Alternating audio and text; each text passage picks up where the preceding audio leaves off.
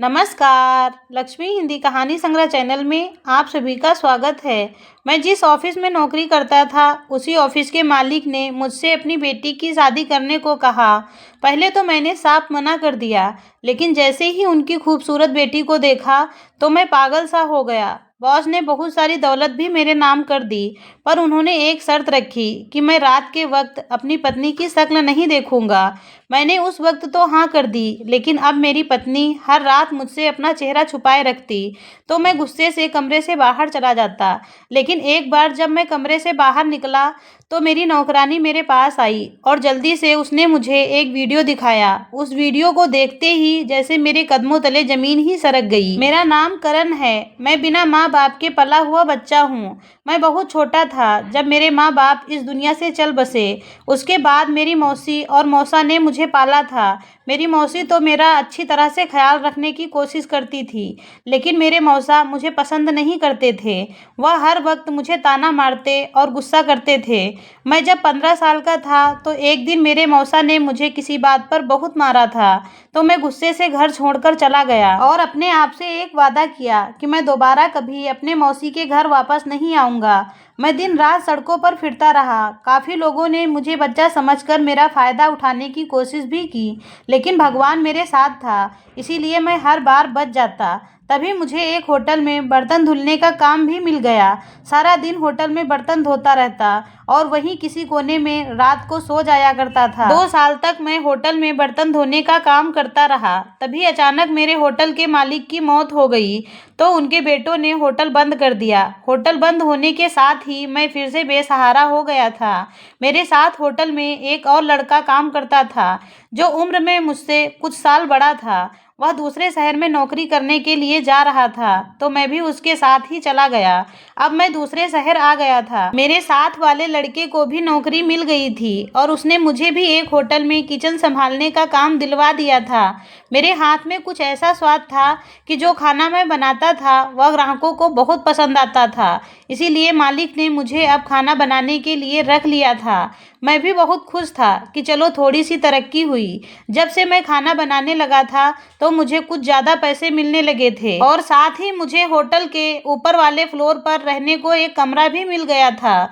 मैं इस बात से बहुत खुश था, लेकिन मैं यह भी जानता था कि होटल का मालिक मुझे जो पैसे देता था वह बहुत कम थे, क्योंकि और होटलों में खाना बनाने वाले वर्कर बहुत ज़्यादा पैसे लेते थे। लेकिन जो भी था, कुछ न होने से मेरे लिए कुछ होना ही बेहतर था, इसीलिए मैं उसी में खुश था। एक दिन हमारे होटल में एक कस्टमर खाना खाने आया, तो खाना खाने के बाद उसने मुझे बुलाया और मेरे खाने की कुछ ज़्यादा ही तारीफ़ की। उसके बाद उसने मुझे अपना कार्ड दिया, क्योंकि उसको अपने फार्म हाउस पर खाना बनाने वाले एक लड़के की ज़रूरत थी। मेरा खाना उन्हें बहुत पसंद आया था, इसीलिए वह मुझे रखना चाहते थे।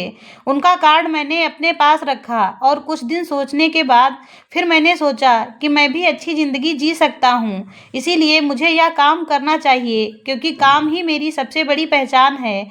फिर मैंने उस होटल की नौकरी छोड़ी और फार्म हाउस जाकर किचन संभालने लगा। ठाकुर वैभव सिंह का बहुत बड़ा फार्म हाउस था। वहाँ हर रोज तरह तरह के लोग आते थे और मेरे खाने की बहुत ज़्यादा ही तारीफ करते। फार्म हाउस में नौकरी करने के मुझे बहुत ज़्यादा फायदे मिल रहे थे। एक तो मुझे रहने के लिए अच्छी जगह मिल गई थी, दूसरा मेरी सैलरी भी ज़्यादा थी और तीसरा मेरी हर तरह की ज़रूरत के लिए ठाकुर वैभव सिंह मुझे अलग से पैसे देते थे। मैं फार्म हाउस में नौकरी करके बहुत खुश था। ठाकुर वैभव सिंह ने एक दिन मुझसे कहा कि मैं क्यों ना उनके ऑफिस में काम करूं, तो मैंने उन्हें बताया कि मैं पढ़ा लिखा नहीं हूं, इसीलिए मैं आपके ऑफिस का काम नहीं संभाल सकता। लेकिन ठाकुर वैभव सिंह ने मुझे प्रेरित किया कि मैं ऑफिस के काम करके अपनी ज़िंदगी बदल सकता हूं और आगे भी कुछ अच्छा कर सकता हूं। ठाकुर वैभव सिंह ने मुझे काम सिखाने का वादा भी किया, तो मैं मान गया। फिर सबसे पहले मुझे कंप्यूटर ऑपरेटिंग सिखाई गई और उसके बाद मुझे ऑफिस में एक अच्छी पोस्ट मिल गई। मैं जल्दी ही काम सीख गया था और अपना काम पूरी ईमानदारी से करने लगा। ठाकुर वैभव सिंह ने मुझे नौकरी के साथ साथ एक फ्लैट भी रहने को दे दिया था और आने जाने के लिए एक छोटी सी गाड़ी भी दी थी। मैं नहीं जानता था कि वह मुझ पर इतनी मेहरबानी क्यों कर रहे थे, लेकिन मैं खुश था कि चलो एक अच्छी ज़िंदगी मेरे लिए भी लिखी थी। ठाकुर वैभव सिंह के पास नौकरी करते हुए अभी मुझे 1 साल ही हुआ था कि मैंने सुना कि वह सब कुछ छोड़कर दूसरे शहर जा रहे हैं, क्योंकि उन्होंने वहां शादी कर रखी थी और उनकी पत्नी उन्हें बार बार बुला रही थी। इसीलिए उन्होंने अब जाने का सोच लिया था। फिर जाने से पहले उन्होंने मुझे अपने पास बुलाया और कहा कि मैं उनकी इकलौती बेटी से शादी कर लूं। मैं मना करके ऑफिस से निकला तो मैं दंग रह गया और मुझे लगा जैसे मैं हवाओं में उड़ने लगा हूं, क्योंकि सामने से मैंने एक ऐसी लड़की को आते हुए देखा था जो इतनी खूबसूरत थी कि अगर चांद भी उसे देखता तो शर्मा जाता।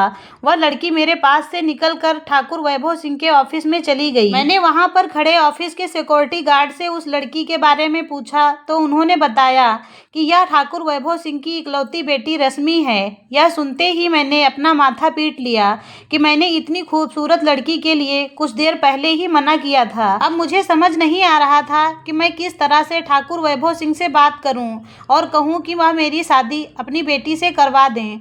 मेरी हिम्मत तो नहीं हो रही थी, लेकिन फिर भी मेरी किस्मत अच्छी थी कि अगले दिन उन्होंने फिर मुझसे पूछा तो मैंने जल्दी से हाँ कर दी और इसी तरह मेरी ठाकुर वैभव सिंह की बेटी से शादी हो गई। शादी से पहले ही उन्होंने अपनी आधी जायदाद मेरे नाम कर दी थी, लेकिन शादी से पहले उन्होंने एक शर्त रखी थी कि मैं कभी रात को उनकी बेटी का चेहरा नहीं देखूंगा। उस वक्त तो मैंने उनकी बात मान ली थी।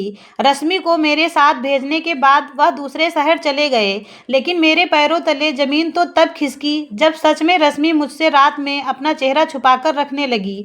मुझे लगा ऐसे ही मजाक में बताई गई शर्त होगी, लेकिन यह तो सच था और जैसे जैसे दिन गुजरते जा रहे थे मैं और परेशान होता चला गया। मैं रोज रात को परेशान होकर कमरे से बाहर निकल जाता।